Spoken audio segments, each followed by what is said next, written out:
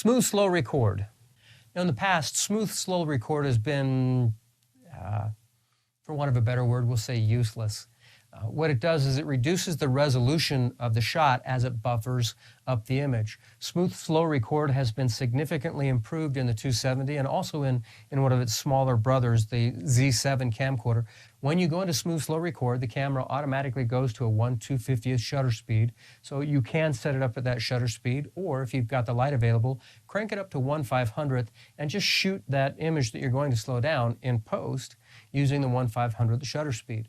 Otherwise, if you need it out immediately and you need to be able to send that off immediately as a smooth slow record, go ahead and do it. But keep in mind that in high definition resolutions, it's going to look very soft. If you're delivering it to a standard definition resolution, it looks great. You're dealing with 240 lines of imagery and it looks pretty good in standard def. But in high def, it's a little challenging. So just be aware of that as you're working with smooth slow record. Next is our intervalometer or interval record. And the intervalometer is the same thing as time lapse. So we'll go into the on mode here and we'll turn it on for a moment. Hit the record time, and the record time allows us to choose how much time we're going to record.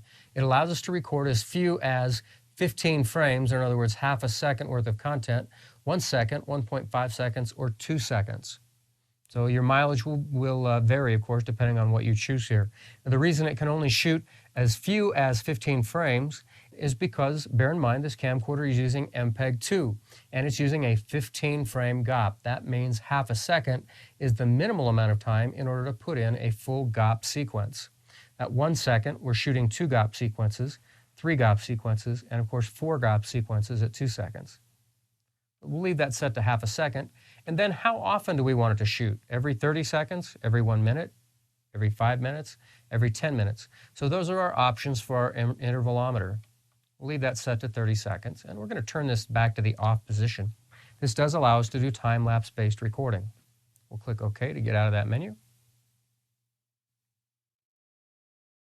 Next, DV frame record. DV frame record is also similar to the interval recording, but in order to record each frame, we're going to press the start-stop button each time, and the camcorder will record 1 frame at a time. This is great if we're working on claymation or other types of single shot frame or stop animation photography. But this is available only in DV modes, so you'll need to put the camcorder in a DV mode. Next up is shot transition. Now, the shot transition is controlled from 2 different places. If you'll recall, when we went around the camcorder on the tour, we talked about the shot transition button being found right here under the handle. This is where you're going to actually set up the shot transition and create the presets that we're going to use in the shot transition modes. And we're going to do that in just a second here. What this menu does is allow us to control how that shot transition is going to behave, what kind of curve as it transits from one shot to the next, and how fast does it go, and do we delay it, and so forth. So this is where we're going to set up exactly how the shot transition behaves, but not what's in the frame content of that shot transition. We're going to start off with our transition time. This controls how fast or how slow that transition functions. Let's set this up so it's a little bit longer. Let's set it for 6 seconds. This gives us a nice slow shot transition. Start timer. It might be that we want the shot transition to wait for a moment after we've engaged it. We're going to leave it off so that it happens immediately, but we can delay it by as much as 20 seconds.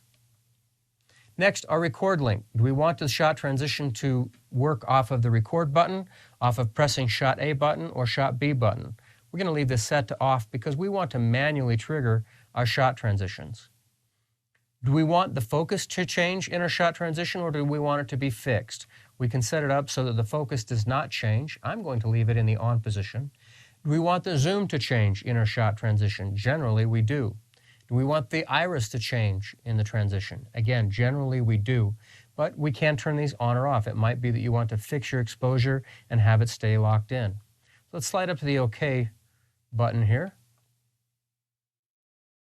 And let's look at how to set up a shot transition. We're going to turn off our menus here.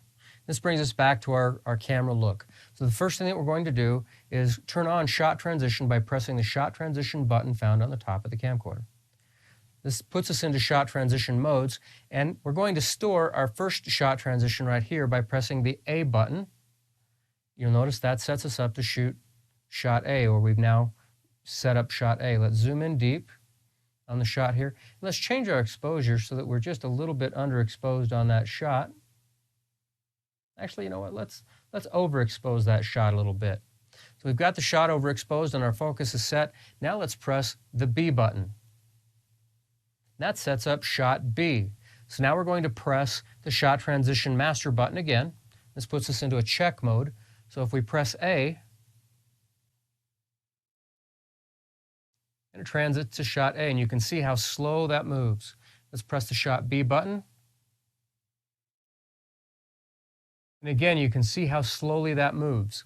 So by pressing the shot transition button one more time, it puts it into execute mode, and it will show us how quickly it's going to transit, and we'll see that in the screen there. And additionally, it is going to now function when we hit the record button if we have it locked up to or lashed to the record button. We're going to press record,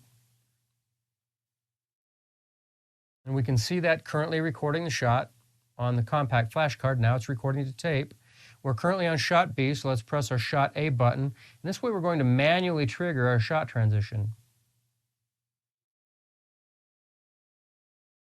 Nice smooth pan. We'll press stop for our record. And one of the functions of shot transition is, if you wish, you can set this up so that you're shooting something in focus in the foreground and out of focus, of course, in the background, and then change your focus and maybe your zoom and maybe your exposure to the background with different focal lengths. So it acts like a rack focus. It's impossible to have an exact measure and mark when we're dealing with this kind of a lens. In other words, a servo-based lens. But this gets us really close to that particular behavior.